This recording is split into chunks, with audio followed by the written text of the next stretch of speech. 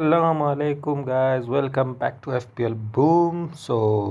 FPL Boom is back. अगर आप मेरी रैंक देखें तो रैंक मेरी 24 के टॉप 24 के में इस टाइम बैठा हुआ हूँ. अगर आपने लिमिटलेस एक्टिव किया हुआ था जैसे मैंने एक्टिव किया था, मेरा लिमिटलेस पैड वीक रहा. उसके अलावा मेरी टीम में अच्छी परफॉर्मेंस की थी 2 week, mid week 1, mid week 2, mid week 3 अच्छी नहीं रही. तो मिड वीक 3 पे एक नज़र डालते हैं. मिड वीक 3 पे जैसे ही आते हैं तो मिड वीक 3 पे गाइस डिफेंडर्स ने कोई अच्छा परफॉर्म नहीं किया, मिडफील्ड ने भी ब्लैंक किया. बस एक ही डिफेंडर इंग्लैंड के और बेल्जियम के डिफेंडर पॉइंट्स लेकर आए. अगर कैप्टन्स की चॉइस की देखी जाए बात को, कैप्टन में मूसियाला फर्स्ट कैप्टन्स थे जो ब्लैंक रहे. तो उसके बाद हमने किलियन एम्बापे को कैप्टन चॉइस दिया, उन्होंने भी एक गोल स्कोर किया, 6 पॉइंट्स लेकर आए. तो हमने यहाँ पे थोड़ी सी मिस्टेक की, लेकिन लाजमी था क्योंकि आलमोस्ट 9 या 10 पॉइंट्स कैप्टन के लिए मस्त थे. तो हमने कहा शायद लुकाकू परफॉर्म करे यूक्रेन के ख़िलाफ़, लेकिन लुकाकू अगेन बैड लक रहे. इस पूरे यूरो में लुकाकू बैड लक रहे हैं. अगर मैं केडीबी को कैप्टन रख लेता तो अच्छे पॉइंट्स आते मेरे लिए, और अगर के डिफेंडर को रखते तो सोने पे सुहागा होता. खैर, ये वीक चला गया जैसे तैसे. मिड वीक 3 अगर आप पॉइंट्स देखें, मिड वीक 1 के 73, मिड वीक 2 के 78 और मिड वीक 3 जो कि बिलो 50 रहा 47 पॉइंट्स. इस तरह अब राउंड ऑफ 16 में चलते हैं. राउंड ऑफ 16 में अनलिमिटेड ट्रांसफर्स हैं. FPL बूम को लाइक एंड सब्सक्राइब ज़रूर कीजिएगा. गाइस, अगर के फिक्सचर्स के लिहाज से देखा जाए तो सबसे इजी फिक्सचर जो टीम अगर परफॉर्म करे और वो इजीली जा सके फाइनल तक, वो है इंग्लैंड के अच्छे मैचेस है, अंडरडॉग्स के साथ उनके ख़िलाफ़ मैचेस है. लेकिन दूसरी जानब अगर देखा जाए जर्मनी, स्पेन, इटली, फ्रांस, ये सब एक तरफ से हैं तो एक दूसरे को एलिमिनेट करते हुए आगे बढ़ेंगे. मतलब वहाँ उनको टफ़ मुकाबले मिलेंगे. लेकिन इंग्लैंड के लिए टफ़ मुकाबले नहीं हैं, लेकिन फिर भी दूसरी टीम्स पेनल्टी शूटआउट्स पे हरा सकते हैं इंग्लैंड को. अब तक के लिए इंग्लैंड का रहा हमवार है. गाइस, चलते हैं अपनी मैं राउंड ऑफ 16 की टीम को चेक करते हैं. गाइस, राउंड ऑफ 16 अगर के इंग्लैंड को आप देखना चाहते हैं कि इंग्लैंड फाइनल तक जा रही है तो आपके पास राउंड ऑफ 16 में इंग्लैंड के 4 प्लेयर्स का होना लाजमी है. जैसे कि मैंने अपनी टीम को लाइनअप दी हुई है, और अगर मैचेस के लिहाज से देखें तो France and Belgium tough teams रहेंगे, लेकिन फ्रांस का परला भारी रहेगा. लेकिन दूसरी जानिब स्पेन वर्सेस जॉर्जिया है. स्पेन का इजी मैच है, लेकिन स्पेन उसके बाद जो राउंड खेलेगी वो टफ़ रहेगा. उसमें जर्मनी के चांसेस ज़्यादा हैं. जर्मनी वर्सेस डेनमार्क का मैच है, वो आपस में टकराएंगे.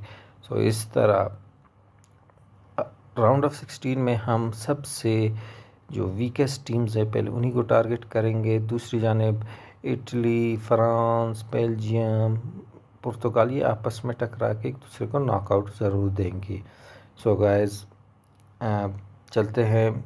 अगर स्टार्टिंग डिफेंस से स्टार्ट करते हैं तो डेट वाइज भी देखा जाए तो 2 कीपर आपको डिफरेंट डेट के लेने हैं लाजमी. तो मैंने 30 जून और 2 अगस्त के कीपर सेलेक्ट किए हुए हैं. तो सबसे पहले कीपर्स की बात की जाए तो पिकफोर्ड इंग्लैंड के और डियो कोस्टा भी पुर्तगाल के हमारे पास 2 कीपर्स मौजूद हैं. गाइस, अगर के पिकफोर्ड ने परफॉर्म नहीं किया और क्लीन शीट नहीं लाए तो हम डियो कोस्टा का सब्स्टिट्यूट कर लेंगे. लेकिन अभी तक अगर आप देखें तो इंग्लैंड डिफेंसिव बहुत ज़्यादा खेल रही है, डिफेंस में बहुत ही स्ट्रांग है, और उनके ज़्यादा चांसेस है क्लीन शीट के. होप के क्लीन शीट कंफर्म हो जाए हमें सब्स्टिट्यूट की ज़रूरत ना पड़े.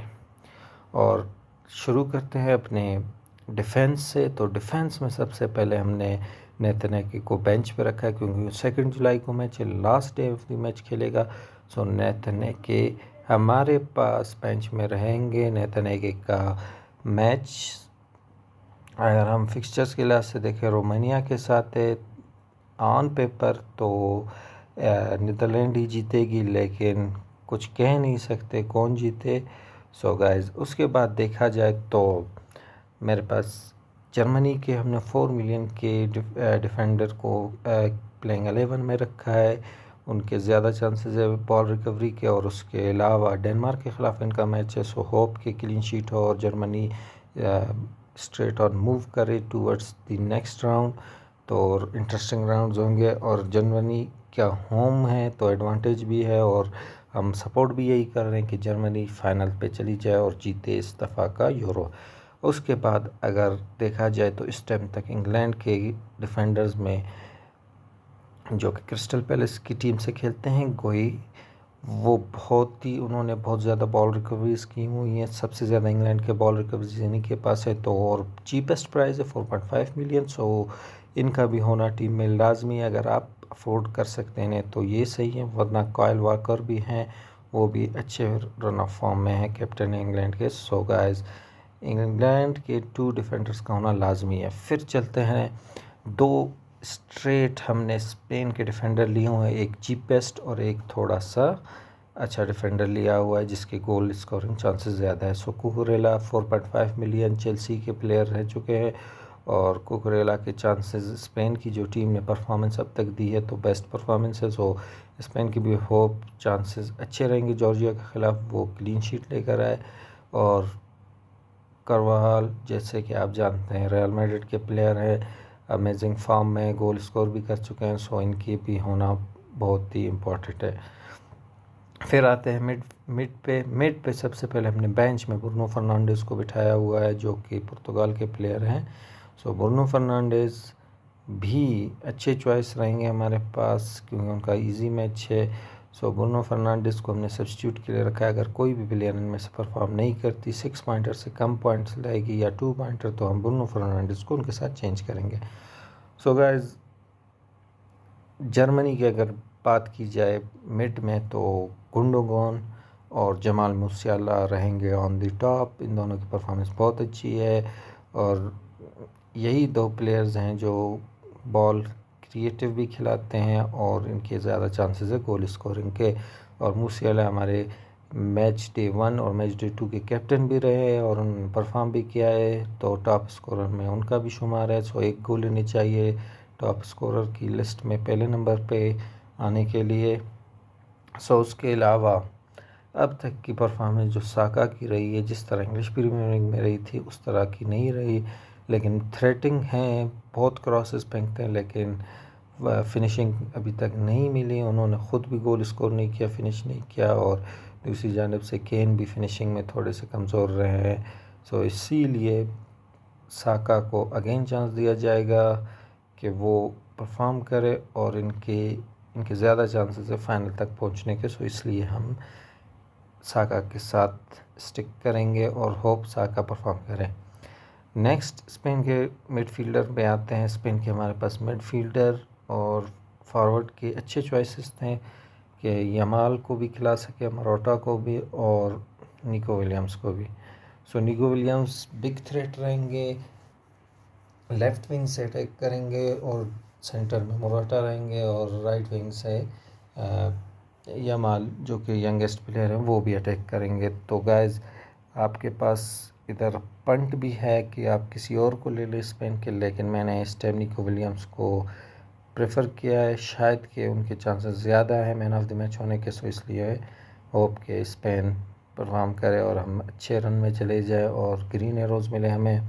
और फिर चलते हैं प्रीमियम स्ट्राइकर की जानिब। किलियन एम्बाप्पे फ्रांस के हैं और बेल्जियम के खिलाफ उनके मैच है। सो एज़ वो पेनल्टी टेकर और जैसे golden boot of the world cup रहे हैं और पीएसजी के टॉप स्कोरर रहे हैं, और अब रियल मैड्रिड की उनकी डील डन हो गई है। तो Kylian Mbappe in great form, लेकिन दरमियान में उनका नोज़ ब्रोक हुआ था, एक मैच के रेस्ट पे थे, सो हमने उन्हें सब्स्टिट्यूट ट्रांसफ़र आउट कर दिया था।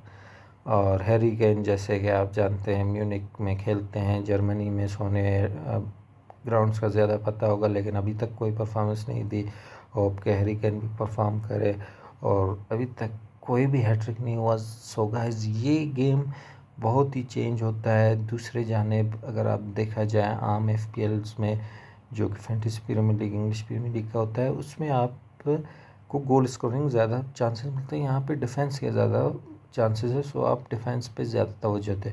और रही बात सब्स्टिट्यूट पे हमने जो फॉरवर्ड बिठाया हुआ है कोडी गेप्को जो कि है लिवरपूल के प्लेयर और नीदरलैंड से इनके नेशनल टीम है। सो कोडी गेप्को के ज़्यादा चांसेस है फिनिशिंग के। सो होप कि कोडी गेप्को भी अच्छा परफॉर्म करे। सो गाइज मेरी ये लाइनअप है, आप अपनी लाइनअप कमेंट्स में ज़रूर बता दीजिएगा। और अगर कोई आपको सब्स्टिट्यूट अच्छा लगता है या कोई भी आपने ट्रांसफ़र आउट किया सजेस्ट करना है तो कमेंट में बताइए कि किसको किससे ट्रांसफ़र आउट किया जाए। सो गाइस वीडियो को ज़रूर लाइक एंड सब्सक्राइब कीजिएगा और होप करते हैं कि इस राउंड ऑफ 16 के अच्छे पॉइंट्स हैं, हम 10K पे रसाई पहुंच सके। सो गाइस कैप्टनसी चॉइस की बात की जाए तो लास्ट में कैप्टनसी चॉइस 30 जून को पहला मैच है, तो 30 जून के हमारे कैप्टन रहेंगे जमाल मूसियाला। उसके बाद 1 जुलाई है तो डिफ़िकल्ट के किलियन एम्बापे का टफ मैच है, दूसरी जानिब निको विलियम्स भी है। सो इन दोनों में से देखते हैं किसको रखा जाए। सो प्रीमियम स्ट्राइकर है तो होप के किलियन एम्बापे ही हमारे प्रीमियम सेकंड वो रहेंगे। अगर किलियन एम्बापे ने स्कोर नहीं किया तो हम 2 जुलाई को अपने लास्ट ब्रूनो फर्नांडिस को कैप्टन रखेंगे और देखेंगे कि वो क्या करते हैं हमारे लिए। सो गाइस अब तक की वीडियो यही रही। Guys sorry for the late update. So like and subscribe ठोक दीजिएगा और ज़्यादा से ज़्यादा वीडियो को शेयर कीजिए। Thank you for watching. अल्लाह हाफ़िज़।